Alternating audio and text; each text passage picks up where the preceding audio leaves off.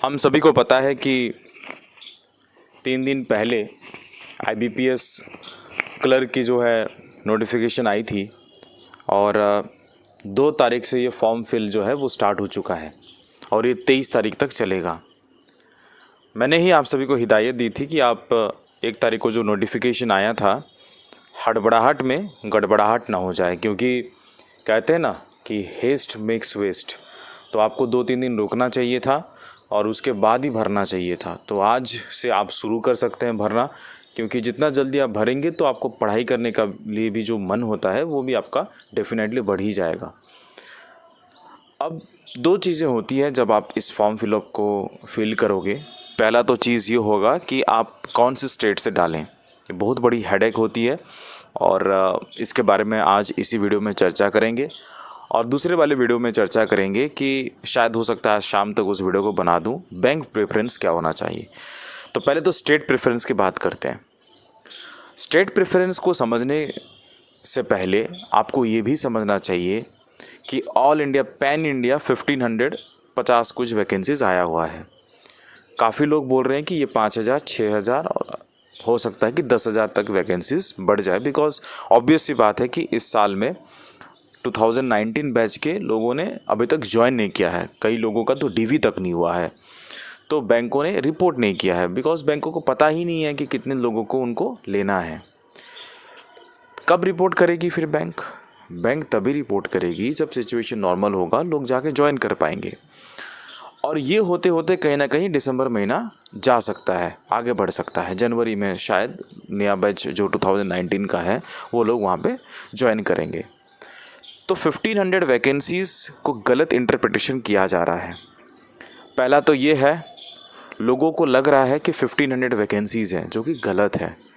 मैं अगर अंडमान निकोबार से हूँ तो मेरे स्टेट में कितने वैकेंसीज़ हैं वही मेरा वैकेंसीज़ है। 0 वैकेंसीज़ है by the way Andaman and Nicobar में, तो मेरे लिए 0 वैकेंसीज़ है। ऑब्वियस बात है कि 200-300 वैकेंसीज़ हो जाएगा आगे चल के, नो डाउट ऑन दैट। लेकिन बात समझने का कोशिश करिएगा दोस्तों कि 1500 वैकेंसीज़ आगे चल के जब 6000 वैकेंसीज़ होगा, और अगर ये प्रीलिम्स के बाद बैंकों ने रिपोर्ट किया, जो कि लग रहा है कि रिपोर्ट करेंगे, तो ये जो है ये एक प्रकार का अनफेयर हो जाएगा। बिकॉज अगर पहले से रिपोर्ट हुआ होता तो 10 गुना या 15 गुना बच्चों ने सिलेक्शन लेके मेंस एग्जामिनेशन को अपीयर किया होता। तो अगर आपके स्टेट में मान लीजिए 73 वैकेंसीज़ हैं, तो मोटा मोटी के तौर पे मैं आपको बता दूं 1500-2000 लोगों का सिलेक्शन होगा मेंस एग्जामिनेशन के लिए। हो सकता है 10 टाइम्स, 15 टाइम्स, 20 टाइम्स। वहाँ पे लिखा गया कि एडिक्वेट नंबर ऑफ वैकेंसीज़, तो उतने ही लोगों का सिलेक्शन हो जाएगा।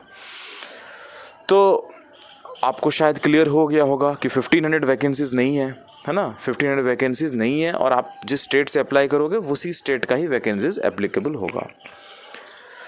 अब दूसरा सबसे बड़ा सवाल आता है कि सर अगर हम डालें तो कहाँ से डालें, मतलब कौन से स्टेट से डालें। मैं आपको बता दूं, मेरे पास जो आपके पास भी होगा स्टेट्स की जो वैकेंसीज़ हैं वो मुझे दिख रहा है यहाँ पे। जैसे कि फॉर एग्जांपल की बात करता हूँ, उत्तर प्रदेश की बात करता हूँ, यहाँ पे 136 वैकेंसीज़ हैं। और आसपास में अगर आप देखोगे तो उतने तगड़े वैकेंसीज़ नहीं हैं। अगर फॉर एग्जांपल राजस्थान की बात करें 48 है, पंजाब की बात करें 136 है, जो लगभग बराबर है उत्तर प्रदेश के हिसाब से। तो आपको देखना क्या है मैं बता दे रहा हूँ, कुछ मत देखिए, पहले तो ये सोचिए कि आप कौन से स्टेट से हो। फॉर एग्ज़ाम्पल मैं उड़ीसा से हूँ, ठीक, और मैंने अपना जो 10th है या जो लोकल लैंग्वेज है मेरा उड़िया है। अब मैंने देखा कि यार उड़ीसा में ज़्यादा वैकेंसीज़ नहीं हैं, तो which one should I opt for. मैंने देखा कि चलो मैं बाहर में सेटल कर सकता हूँ, 4-5 साल सेटल कर सकता हूँ, बेझिझक आप डाल सकते हैं उत्तर प्रदेश में। अब जिस हिसाब से मैंने बोला तो लोग हो सकते हैं कि मुझे डांटे, बोलेंगे कि उत्तर प्रदेश का कंपटीशन बढ़ा रहा है। मैं एक एग्जाम्पल के तहत आपको समझा रहा हूँ। आप किसी और स्टेट में भी डाल देते हैं, आपको लगता है कि वैकेंसीज ज़्यादा है तो आप उसी स्टेट में डाल सकते हो, कोई इशू नहीं है। और ध्यान देने वाली बात ये होगी कि आप प्रीलिम्स क्वालिफाई करते हैं, मेंस क्वालिफाई करते हैं, और आखिरकार क्या हो जाएगा दोस्तों, आखिरकार आपका लोकल लैंग्वेज टेस्ट होगा। एलपीटी बोलते हैं, local proficiency test, right, language proficiency test. तो अगर आप उसमें जो होता है वो क्वालिफाइंग नेचर होता है, अगर आप उसमें अच्छा कर पाते हैं, जो कि हर कोई जो है 90% लोग जो हैं वो आराम से कर लेते हैं। लेकिन कुछ कुछ एग्ज़ाम्स जैसे कि आरबीआई का जो लैंग्वेज प्रोफिशिएंसी टेस्ट होता है वो थोड़ा सा टफ होता है, लेकिन आईबीपीएस का थोड़ा सा हल्का होता है, तो आप बिल्कुल डाल सकते हैं दूसरे स्टेट में। और मैं आपको ये भी बता दूं कि अगर मान लीजिए आपने दूसरे स्टेट में डाल दिया, तो ये तो स्टेट लेवल वैकेंसीज़ हैं। अगर आप उत्तर प्रदेश में डाल देते हो तो आप उत्तर प्रदेश में सर्व करोगे, पंजाब नेशनल बैंक आपको मिल गया, पीएनबी मिल गया, या आपको पंजाब एंड सिंध बैंक मिल गया, तो फिर आप उसी बैंक में काम करोगे और उसी दायरे में काम करोगे, यानी उत्तर प्रदेश के राज्य में ही काम करोगे। तो फिर मैं तो उड़ीसा का बंदा हूँ, मैं फिर कैसा करूँगा? कुछ नहीं करना है, टेंशन मत लीजिए आप। अगर आप पंजाब नेशनल बैंक में आपने सिलेक्शन लिया है उत्तर प्रदेश में, सो यू कैन वर्क कि टिल फर्दर प्रमोशन जो है उसके बाद you will definitely be given an option to move to your home state. आपको होम स्टेट जाने का भी चांस मिल सकता है। तो it's not about RRB type, right? RRB type इसलिए है बिकॉज आरआरबी जैसा ये स्टेट लेवल ही एग्ज़ाम होता है, लेकिन आरआरबी में आप जिस स्टेट से अप्लाई करते हैं आप उसी स्टेट में हमेशा के लिए फंस जाते हैं, यानी ज़िंदगी भर आप वहीं पे ही सर्व करेंगे।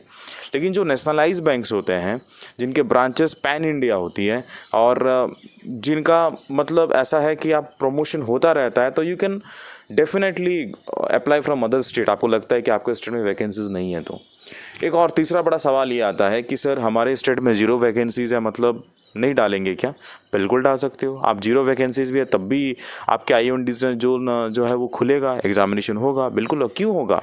बिकॉज आगे चल के रिपोर्ट होगी, ऑब्वियस सी बात है रिपोर्ट होगी, लेकिन कितने बच्चों को फिर बिठाया जाएगा, that's the biggest question, right? That's the biggest question.